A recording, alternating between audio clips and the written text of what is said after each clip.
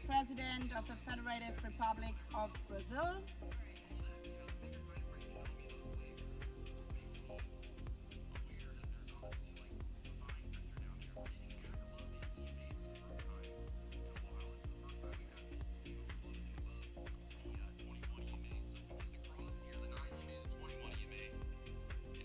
Stay focused on the process, not just the outcome.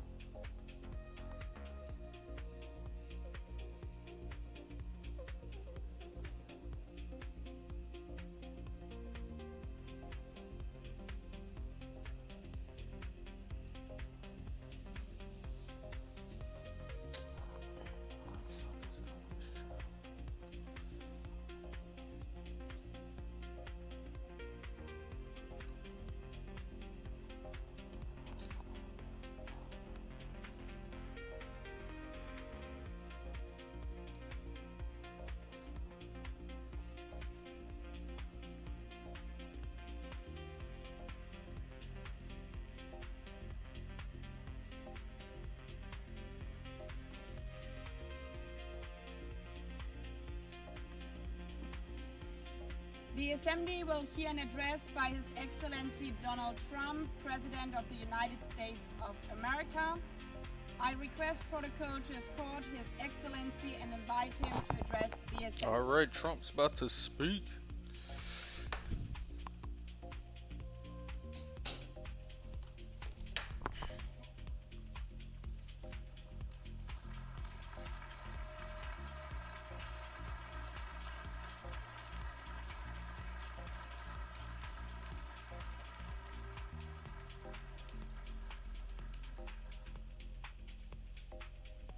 Thank you very much. Very much appreciated.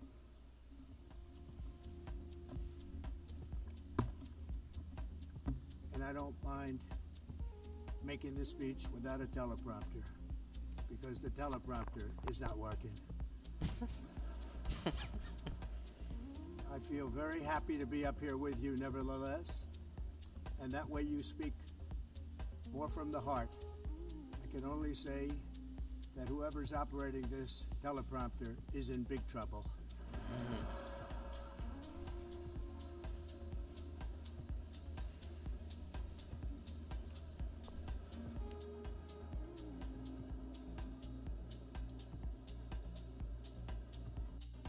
Hello, Madam First Lady. Thank you very much for being here. And Madam President, Mr. Secretary General, First Lady of the United States, distinguished delegates, ambassadors, and world leaders. 6 years have passed since I last stood in this grand hall and addressed a world that was prosperous and at peace in my first term. Since that day, the guns of war have shattered the peace I forged on 2 continents. An era of calm and stability gave way to one of the great crises of our See if we time. can get a short. And here in the United States, 4 years of weakness, lawlessness, and radicalism Short possibly under down the in here. last administration delivered our nation into a repeated set of disasters. 1 year ago, our country was in deep trouble, but today, just 8 months into my administration, we are the hottest country anywhere in the world, Or at least here. and there is That'll be something. no other country even close. If we get back above America is blessed with the strongest economy, the 24,970. strongest borders, the strongest military, the strongest friendships, and the strongest spirit of any nation on the face of the earth. This is indeed the golden age of America. We are rapidly reversing the economic calamity that we inherited from Here we go. the previous NQ is moving administration, fast including today. ruinous Stick price to your plan. increases and record-setting inflation. Inflation we've never had before. Under my Shorts leadership, from- energy costs are down, Added to your note content. gasoline prices are down, grocery prices are down, mortgage NQ rates are shorts. down, Added to your and note inflation content. has been defeated. The Nasdaq only thing shorts that's up is the stock during market, which US just hit UN speech record with high. Donald Trump. In fact, Added hit a to your record note high content. 48 times in the last short period of time. Growth is surging, manufacturing is booming. The stock market, as I said, is doing better than it's ever done. And all of you in this room benefit by that. Almost everybody. And importantly, workers' wages are rising at the fastest pace in more than 60 years. And that's what it's all about, isn't it?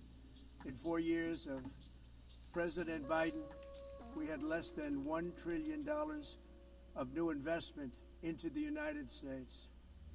In just 8 months since I took office, Nasdaq shorts during Donald Trump's speech money already paid with UN.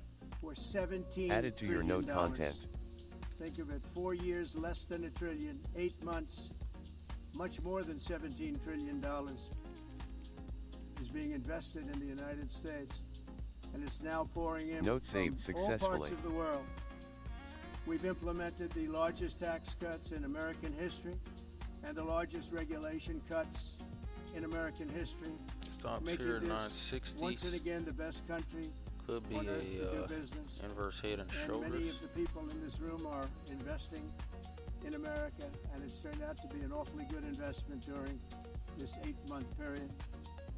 In my first term, I built the All right, greatest we're out. economy in the history of the world. We had the best economy ever, history of the world.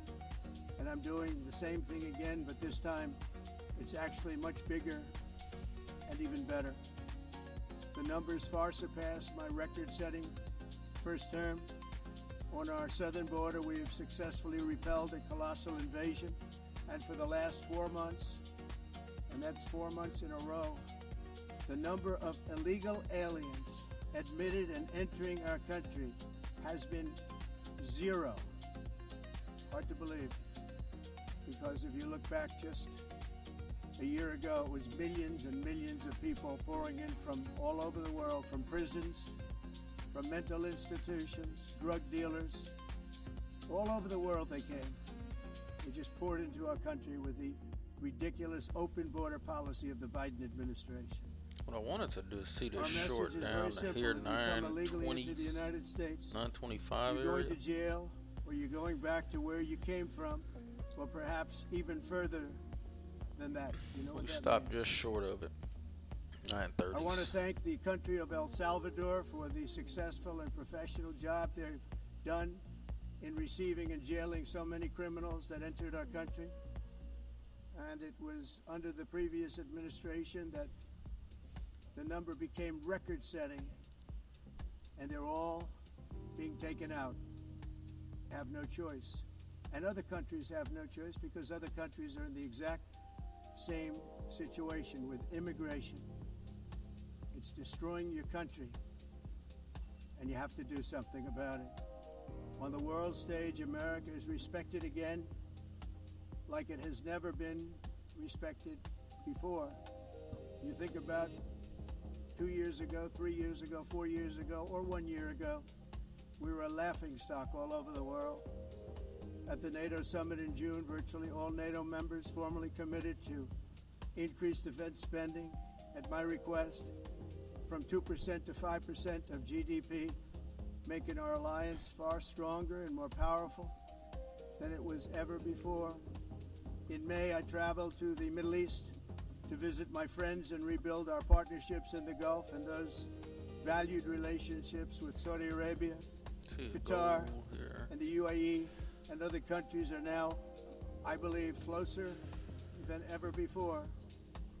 My administration has negotiated one historic trade deal after another, including with the United Kingdom, the European Union, Japan, South Korea, Vietnam, Indonesia, the Philippines, So Malaysia, pretty much and everything's many, pulling back. many others.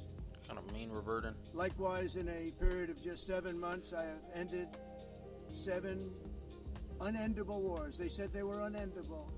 You're never going to get them solved. Some were going for 31 years, 2 of them, 31, think of it, 31 years. One was 36 years. One was 28 years. I ended 7 wars.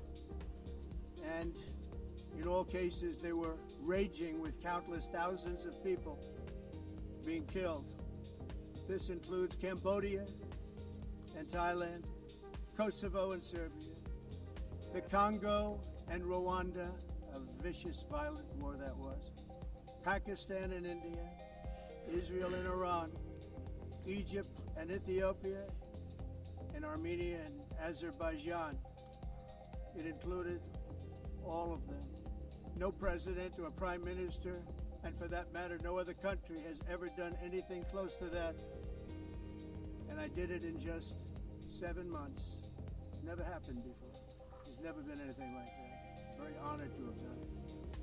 It's too bad that I had to do these things instead of the United Nations doing them. And sadly, in all cases, the United Nations did not even try to help in any of them. I ended 7 wars, dealt with the leaders of each and every Could be one going of back up to the these VWAP. countries, and never even received a phone call from the United Nations offering to help in finalizing the deal. All I got from the United Nations was an escalator that on the way up stopped right in the middle. If the First Lady wasn't in great shape, she would have fallen. But she's in great shape. We're both in good shape. We both stood. And then a teleprompter that didn't work. These are the 2 things I got from the United Nations: a bad escalator and a bad teleprompter. Risk management is what separates Thank you very pros from much. amateurs. And by the way, it's working now. It just went on. Thank you. I think I should just do it the other way. It's easier. Thank you very much. Good morning, Malcolm. I didn't think of it Ready at to the tackle the time markets because I was today? too busy working to save millions of lives. That is the saving and stopping of these wars. But later I realized that the United Nations wasn't there for us. They weren't there. Thought of it really after the fact, not during these negotiations, which were not easy. That being the case, what is the purpose of the United Nations? The UN has such tremendous potential. I've always said it. It has such tremendous, tremendous potential. But it's not even coming close to living up to that potential. For the most part, at least for now, all they seem to do is write a really strongly worded letter and then never follow that letter up. Empty words, and empty words don't solve war. The only thing that solves war and wars is action. Now, after ending all of these wars and also earlier negotiating the Abraham Accords, Alright, which back is a in very the profile big here. thing for which Still our nothing country really receives set no up. credit, never receives credit. Everyone says that I should get the Nobel Peace Prize for each one of these achievements. But for me, the real prize will be the sons and daughters who live to grow up with their mothers and fathers, because millions of people are no longer being killed in endless and unglorious wars. What I care about is not winning prizes, it's saving lives. We saved millions and millions of lives with the 7 wars. And we have others that we're working on, and you know that. Many years ago, a very successful real estate developer in New York, How's your emotional known state as right Donald now? J. Trump, I bid on the renovation and rebuilding of this very United Nations complex. I remember it so well. I said at the time that I would do it for $500 million, rebuilding everything. It'd be beautiful. I used to talk about, I'm going to give you marble floors. They're going to give you terrazzo. Yeah. I'm going to give you the best of everything. You're going to have mahogany walls. They're going to give you plastic. But they decided to go in another direction, which was much more expensive at the time, and which actually produced a far inferior product. And I realized that they did not know what they were doing when it came to construction, and that their building concepts were so wrong, and the product that they were proposing to build was so bad and so costly. It was going to cost them a fortune. And I said, and wait till you see the overruns. Well, I turned out to be right. They had massive cost overruns and spent between $2 and $4 Short still billion could be in on the play building, here. I'm still looking for and that did not even 920. get the marble floors that I promised them. You walk on terrazzo. Do you notice that? As far as I'm concerned, frankly, looking at the building and getting stuck on the escalator, they still haven't finished the job. They still haven't finished. That was years ago. The project was so corrupt that Congress actually asked me to testify before them on the tremendous waste of money, because it turned out that they had no idea what it was, but they knew it was anywhere between $2 and $4 billion as opposed to $500 million with a guarantee. Okay. They had no idea, and I said it cost much more this. than $5 billion. Unfortunately, many things in the United Nations are happening just like that, but on an even much bigger scale, much, much bigger. Sad to see whether the UN can manage to play a productive role. I've come here today to offer the hand of American leadership and friendship to any nation in this assembly that is willing to join us in forging a safer, more prosperous world. And it's a world that we'll be much happier with. A dramatically better future is within our reach. But to get there, we must reject the failed approaches of the past and work together to confront some of the greatest threats in history. There is no more serious danger to our planet today than the most powerful and destructive weapons ever devised by man, of which the United States, as you know, has many. Just as I did in my first term, I've made containing these threats a top priority, starting with the nation of Iran. My position is very simple. The world's #1 sponsor of terror can never be allowed to possess the most dangerous weapon. That's why, shortly after taking office, I sent the so-called Supreme Leader a letter making a generous offer. I extended a pledge of full cooperation in exchange for the suspension of Iran's nuclear program. The regime's answer was to continue their constant threats to their neighbors and U.S. interests throughout the region and some great countries that are right nearby. Today, many of Iran's former military commanders, in fact, I can say almost all of them, are no longer with us. They're dead. And 3 months ago, in Operation Midnight Hammer, 7 American B-2 bombers dropped the 14 30,000-pound each bombs on Iran's key nuclear facility, totally obliterating everything. No other country on earth could have done what we did. No other country has the equipment to do what we did. We have the greatest weapons on earth. We hate to use them. But we did something that for 22 years people wanted to do. With Iran's nuclear enrichment capacity demolished, I immediately brokered an end to the 12-day war, as it's called. Time to review Israel your and last Iran, few trades. with both sides Any agreeing patterns? to fight no longer. As everyone knows, I have also been deeply engaged in seeking a ceasefire in Gaza. Have to get that done. Have to get it done. Unfortunately, Hamas has repeatedly rejected reasonable offers to make peace. We can't forget October 7th, can we? Now, as if to encourage continued conflict, some of this body is seeking to unilaterally recognize a Palestinian state.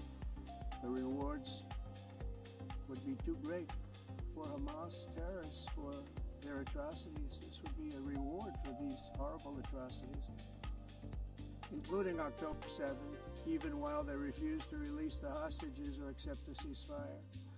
Instead of giving to Hamas, Check if you're overtrading, and quality giving over quantity. so much, because they've taken so much, they have taken so much. This could have been solved so long ago. But instead of giving in to Hamas's ransom demands, those who want peace should be united with one message: release the hostages now. Just release the hostages now.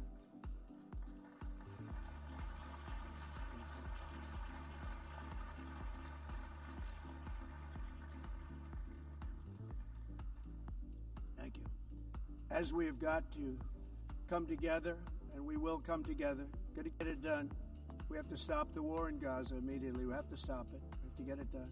We have to negotiate. Immediately have to negotiate peace. We got to get the hostages back. We want all 20 back. We don't want 2 and 4. As you know, I got, along with Steve Witkoff and others that helped us, Marco Rubio, we got most of them back. We were involved in all of them. But I always said the last 20 are going to be the hardest, and that's exactly what happened. We have to get them back now. We don't want to get back 2, and then another 2, and then 1, and then 3. Have this process. No, we want them all back, and we want the actually 38 dead bodies back too. Those parents came to me and they want them back, and they want them back very quickly and very badly. As though they were alive, they want them. They want them every bit as much as if their son or daughter were alive. I've also been working relentlessly, stopping the killing in Ukraine. I thought that would be, of the 7 wars that I stopped, I thought that would be the easiest because of my relationship with President Putin, which had always been a good one.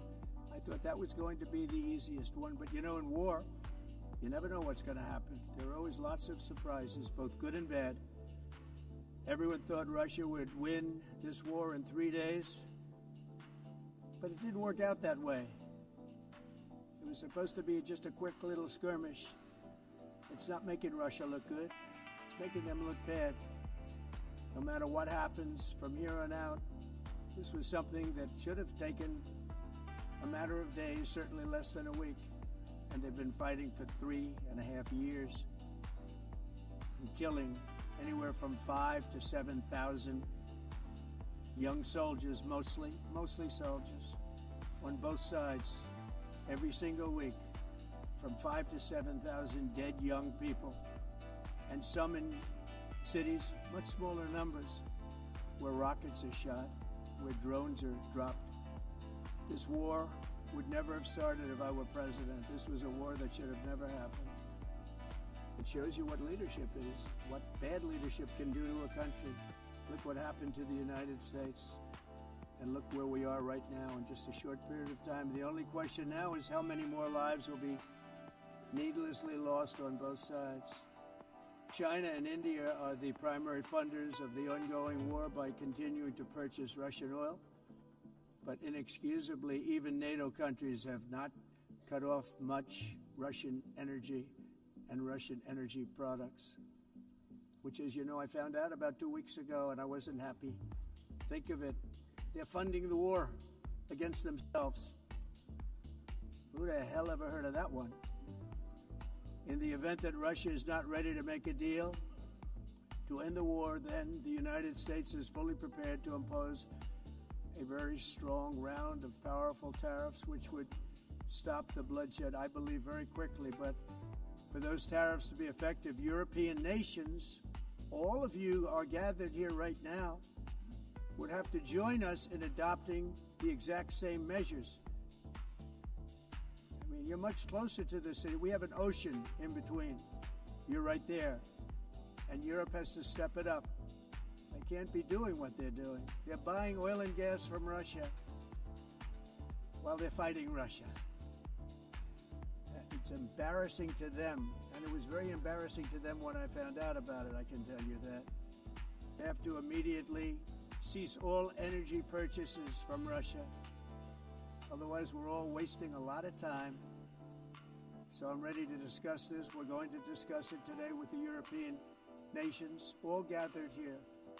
I'm sure they're thrilled to hear me speak about it, but that's the way it is. I like to speak my mind and speak the truth.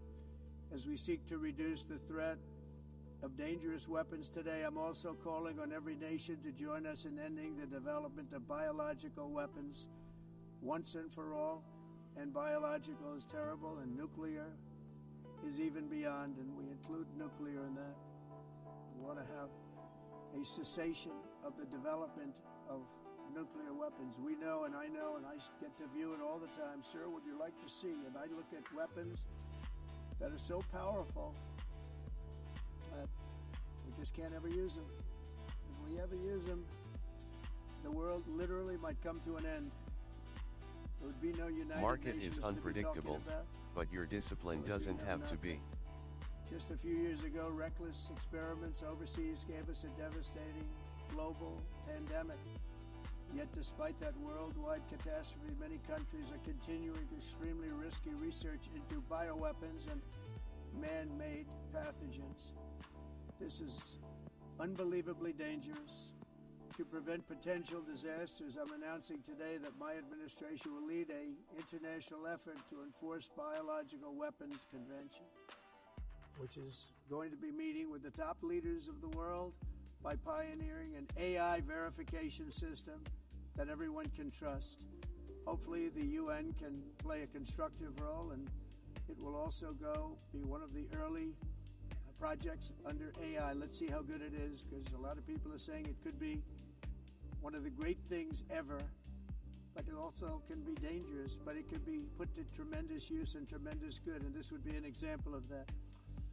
Not only is the UN not solving the problems it should, too often, it's actually creating new problems for us to solve. The best example is the #1 political issue of our time, the crisis of uncontrolled migration. It's uncontrolled. Your countries are being ruined.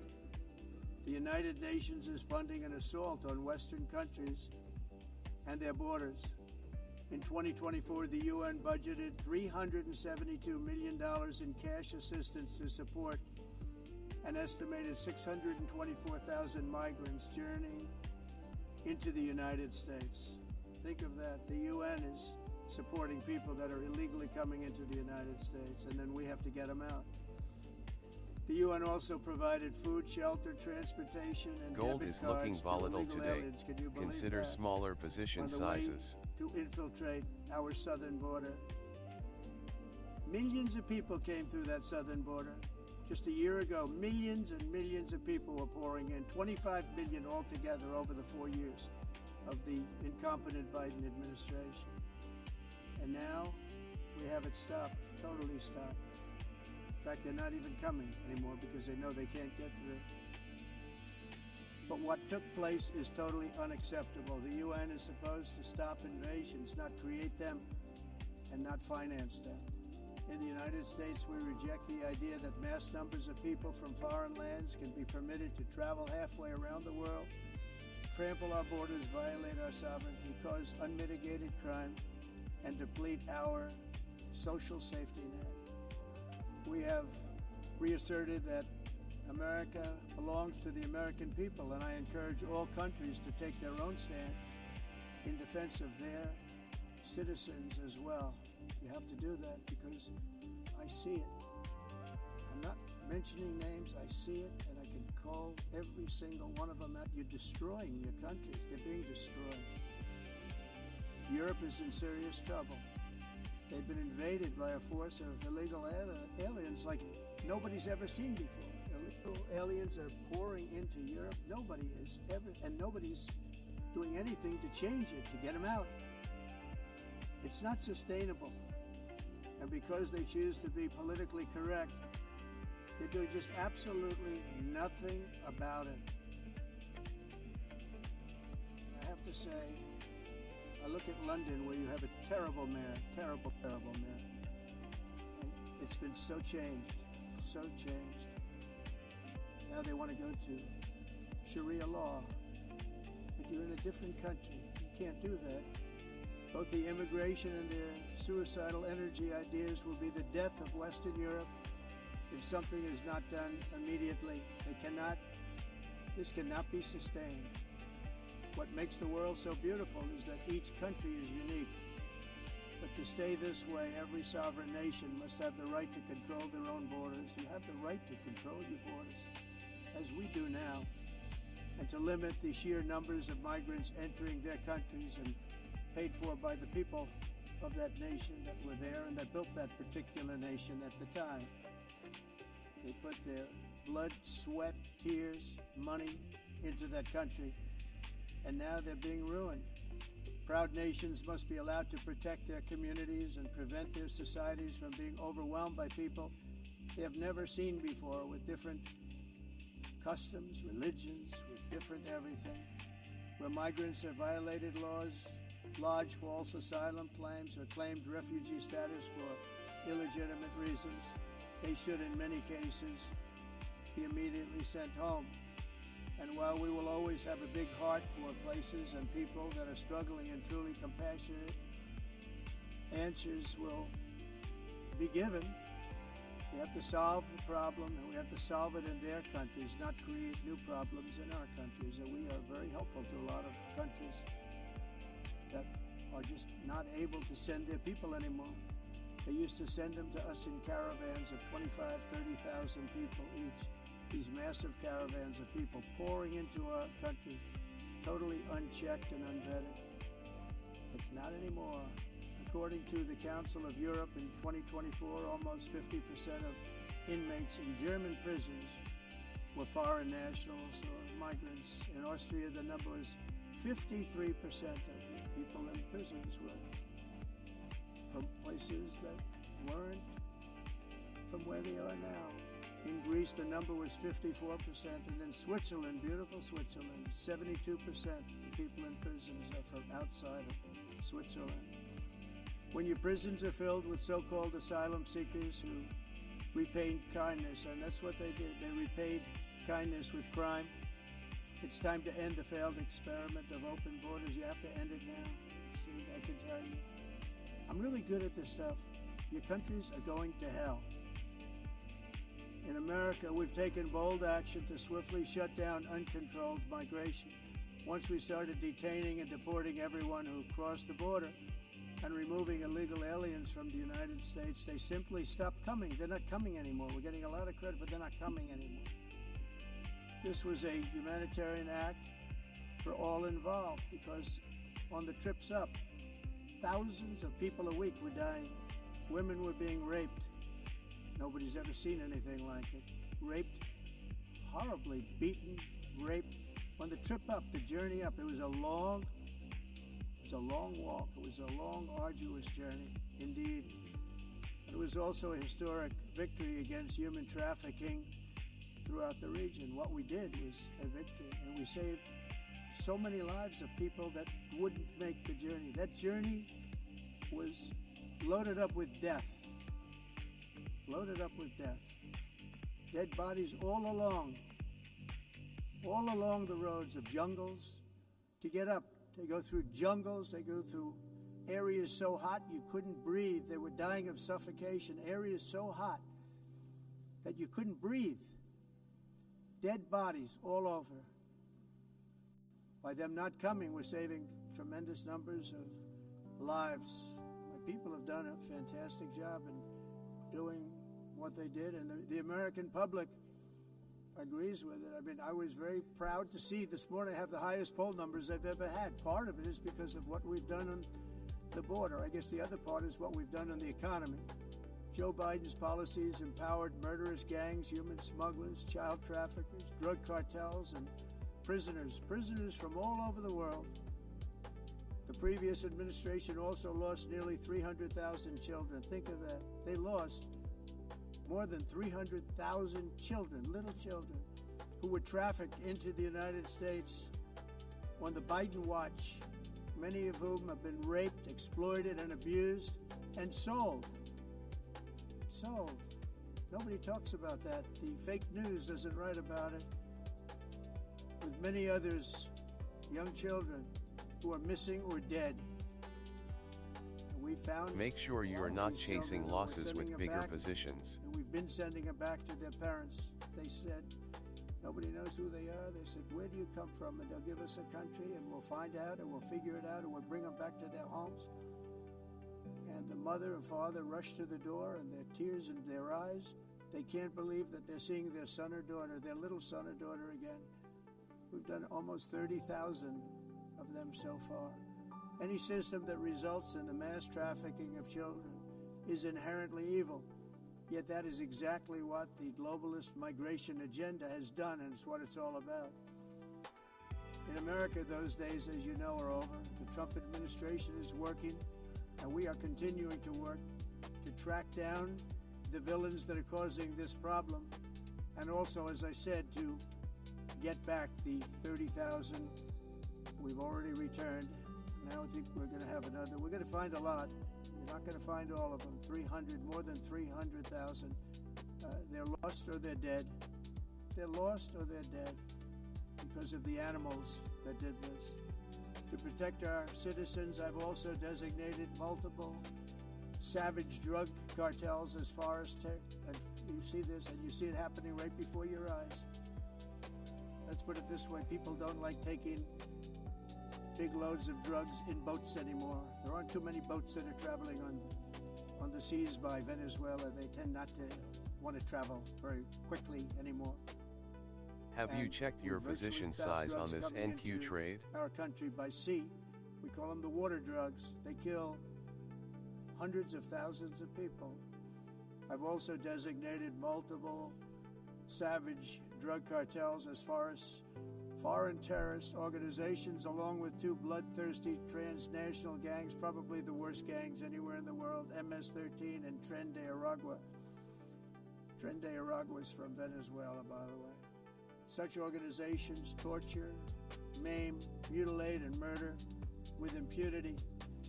They're the enemies of all humanity. For this reason, we've recently begun using the supreme power of the United States military to destroy Venezuelan terrorists and trafficking networks led by Nicolas Maduro, to every terrorist thug smuggling poisonous drugs into the United States of America. Please be warned that we will blow you out of existence. That's what we're doing. We have no choice.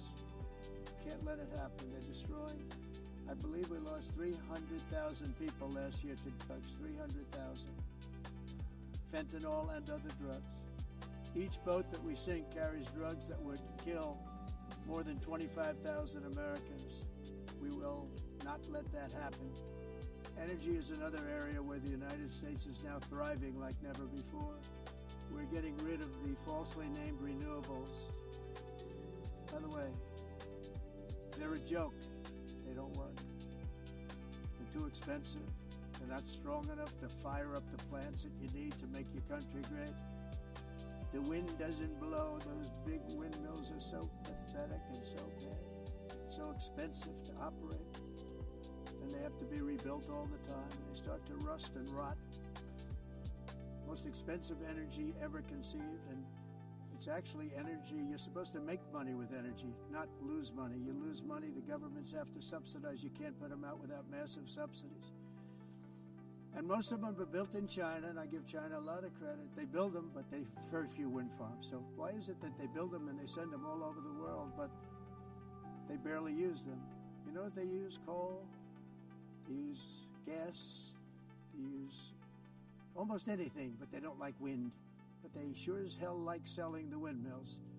Europe, on the other hand, is a long way to go, with many countries being on the brink of destruction because of the green energy agenda, and I give a lot of credit to Germany.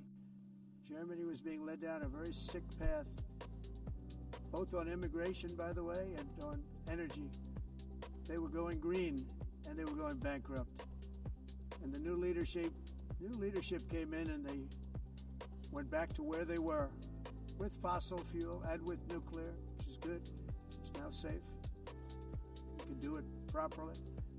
But they went back to where they were, and they opened up a lot of different plants, energy producing plants, and they're doing well. I give Germany a lot of credit for that. They've said this is a disaster, what's happening. They were going all green. All green is all bankrupt. That's what it represents. And it's not politically correct. I'll be very badly criticized for saying it, but I'm here to tell the truth. I don't care. It doesn't matter to me. I'm in New York City. I'm feeling a lot safer. Crime, we're getting crime down. And by the way, speaking of crime, Washington, D.C. was the crime capital of America. Now it's after 12 days, it's a totally safe city. Everyone's going out to dinner. They're going out to restaurants. Your wife can walk down the middle of the street with or without you. Nothing's going to happen. My people have done a fantastic job, and yes, I called in the National Guard, and the National Guard took care of business, and they weren't politically correct, but they took care of business. We got 1,700 career criminals out, brought them back to where they came from, the countries where they came from, or put them in jails. Washington, D.C. is now a totally safe city again, and I welcome you to come. In fact, we'll have dinner together at a local restaurant, and we'll be able to walk. We don't have to go by an armor-plated vehicle.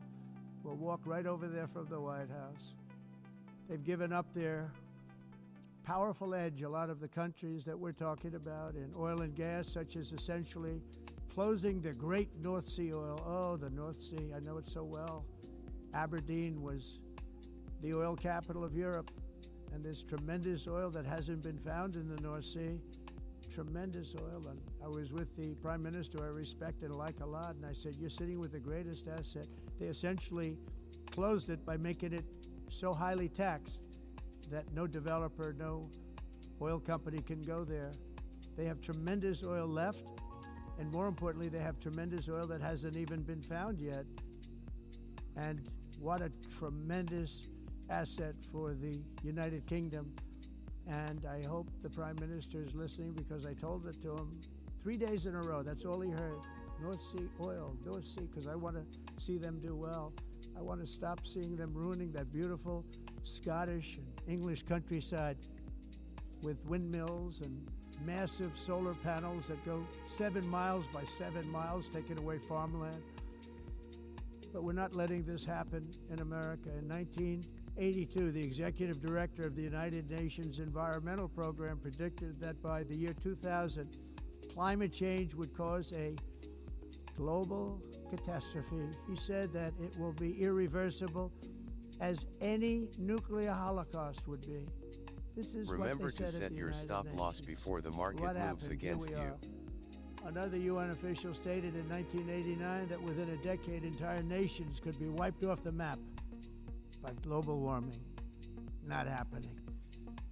You know, it used to be global cooling. If you look back years ago in the 1920s and the 1930s, they said global cooling will kill the world.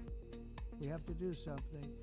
Then they said global warming will kill the world, but then it started getting cooler, so now they could just call it climate change, because that way they can't miss. It's climate change, because if it goes higher or lower, whatever the hell happens, there's climate change. It's the greatest con job ever perpetrated on the world, in my opinion. Climate change, no matter what happens, you're involved in that. No more global warming, no more global cooling. All of these predictions made by the United Nations and many others, often for bad reasons, were wrong. They were made by stupid people that have cost their countries fortunes and given those same countries no chance for success. If you don't get away from this green scam, your country is going to fail. And I'm really good at predicting things, you know. They actually said during the campaign, they had a hat, the best-selling hat. Trump was right about everything. And I don't say that in a braggadocious way, but it's true. I've been right about everything. And I'm telling you that if you don't get away from the green energy scam, your country is going to fail. And if you don't stop people that you've never seen before, that you have nothing in common with, your country is going to fail. I'm the President of the United States, but I worry about Europe. I love Europe. I love the people of Europe. And I hate to see it being devastated by energy and immigration. This double-tailed monster destroys everything in its wake, and they cannot let that happen any longer. You're doing it because you want to be nice. You want to be politically correct, and you're destroying your heritage. How's your emotional state We right must take now? control strongly and immediately of the unmitigated immigration disaster and the fake energy catastrophe before it's too late. The carbon footprint is a hoax made up by people with evil intentions, and they're heading down a path of total destruction. You know, the carbon footprint was a big, big thing a few years ago. I remember hearing about the carbon footprint, and then President Obama would get into Air Force One, a massive Boeing 747, and not a new one, an old one with old engines that spew everything into the atmosphere. He'd talk about the carbon footprint, we must do so. Then he'd get in and he'd fly from Washington to Hawaii to play a round of golf. And then he'd get back onto that big, beautiful plane and he'd fly back and he'd talk about, again, global warming and the carbon footprint. It's a con job. At extreme cost and expense, Europe reduced its own carbon footprint by 37%. Think of that. Congratulations, Europe. Great job. Cost yourself a lot of jobs, a lot of factories. Check if you're closed, but you overtrading. reduced the Quality carbon over footprint quantity. by 37%. However, for all of that sacrifice and much more, It's been totally wiped out and then some by a global increase of 54%. Much of it coming from China and other countries that are thriving around China, which now produces more CO2 than all the other developed nations in the world. So all of these countries are working so hard on the carbon footprint, which is nonsense, by the way. It's nonsense. You know, it's interesting. In the United States, we have still radicalized environmentalists, and they want the factories to stop. Everything should stop. No more cows. We don't want cows anymore. I guess they want to kill all the cows. They want to do things that are just unbelievable, and you have it too. But you know, we have a border, strong, and we have a shape, and that shape doesn't just go straight up. That shape is amorphous when it comes to the atmosphere. And if we had the most clean air, and I think we do, we have very clean air. We have the cleanest air we've had in many, many years. But the problem is that other countries, like China, which has air that's a little bit rough, it blows. And no matter what you're doing down here, the air up here tends to get very dirty because it comes in from other countries where their air isn't so clean. And the environmentalists refuse to acknowledge that. Same thing with garbage. In Asia, they dump much of their garbage right into the ocean. And over about a 1 week and 2 week journey, it flows right past Los Angeles. You've seen it. Massive amounts of garbage, almost too much to do anything about. Flowing past Los Angeles, past San Francisco. And then somebody will get in trouble because he dropped a cigarette on the beach. The whole thing is crazy. The primary effect of these brutal green energy policies has not been to help the environment, but to redistribute manufacturing and industrial activity from developed countries that follow the insane rules that are put down to polluting countries that break the rules and are making a fortune. They're making a fortune. European electricity bills are now 4 to 5 times more expensive than those in China, and 2 to 3 times higher than the United States. And our bills are coming way down. You probably see that our gasoline prices are way down. You know, we have an expression, drill, baby, Nós reduzimos drill. os That's why we custos do it. de energia porque nós faremos como vamos fazer tudo isso, reduzir os custos de energia e os custos diminuíram nos Estados Unidos. Por exemplo, se você olhar nos países em faturas de energia não mas nós nos Estados Unidos conseguimos usar eles e evitar aumento da temperatura, porque é muito caro também usar nada que ninguém usa. Por isso, The entire globalist concept asking successful industrialized nations to essa agenda mundialista não tem nenhum sentido. Their entire societies must be rejected completely and totally, and it must be aumento da temperatura, porque é muito caro também usar